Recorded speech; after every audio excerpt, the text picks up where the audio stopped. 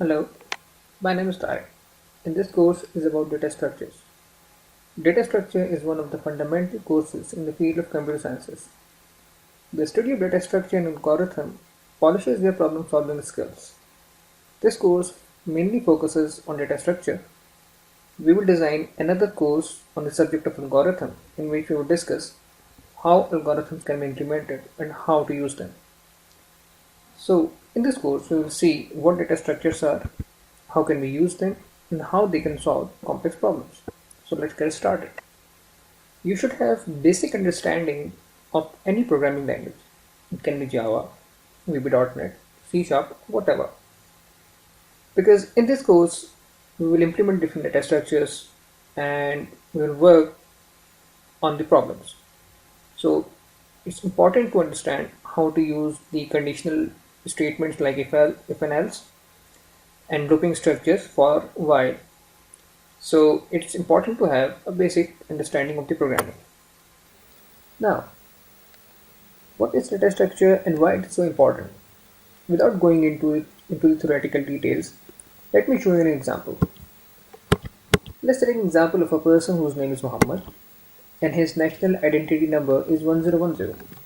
It's a unique number which is assigned to a person within a country. You call it a national identity card number or any number which uniquely identifies a person.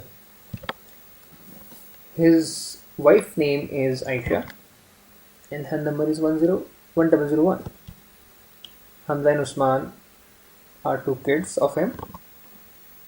Hamza's wife's name is Husna, Usman's wife name is Sana, and Hamza's child name is Asjad, and Usman's child name is Alia. So we have a bunch of information which is not organized, which is unorganized information.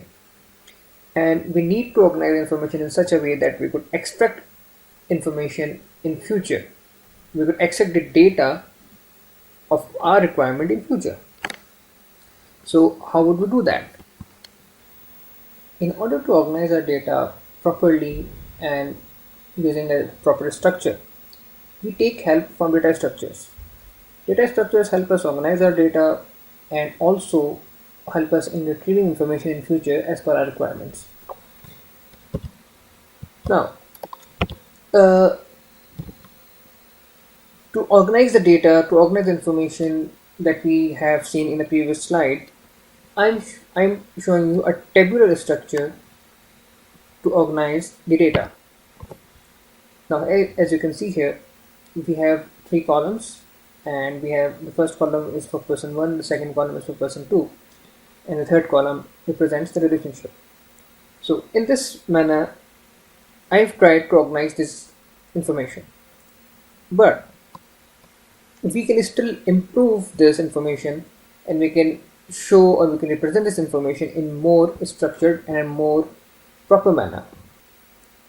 And how can we do that? I'll show you in the next slide. Family information can be best shown using the graph data structure. We will see what graph data structure is in our upcoming lectures. Right now I just want to give you an idea how properly and how beautifully you can show the family information using graph structure. We have Muhammad and Aisha, and the relationship between them is of husband and wife, and I'm showing you a unidirectional relationship here. It can be bidirectional, but for the sake of simplicity, the whole graph will be represented using unidirectional information. Hamza and Usman. Muhammad is father of Hamza, and Aisha is mother of Hamza. Muhammad is father of Usman, and Aisha is mother of Usman. We have Sana.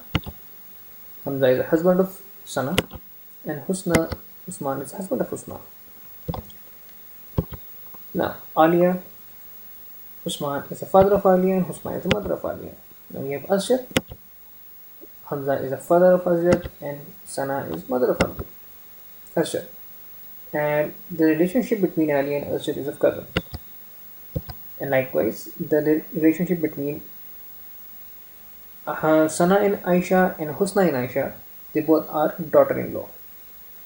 So here you can see how this family information is represented using the graph. It's very easy to understand, and you can extract information as per your requirement. Suppose, if I want to know what is the relationship between Asjad and Aisha. The relationship between Asjad and Aisha with this graph, you can tell me that Aisha is a grandmother of Asjad. Anyone who can see this graph or who observes this graph, he can understand the relationship between different objects.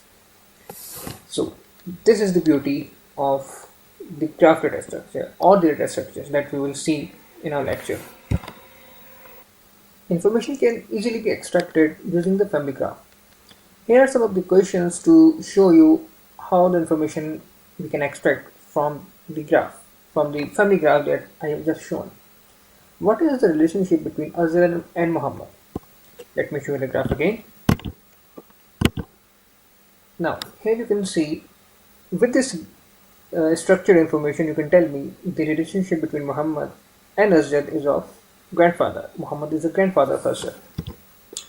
Now, the second question is, are Usman and Hamza brothers? Let me check the graph again.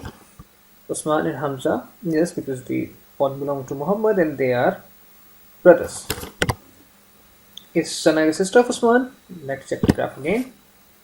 Here is Sana and here is Usman. No, they are not. Sana is not a sister of Usman. So no. So as you can see, the when we use the structures, the proper structure to organize information, we can extract the information from that from the data structure. Here is a list of data structures that we will discuss in this course. We will see how we can implement these structures and what problems can be solved using these data structures.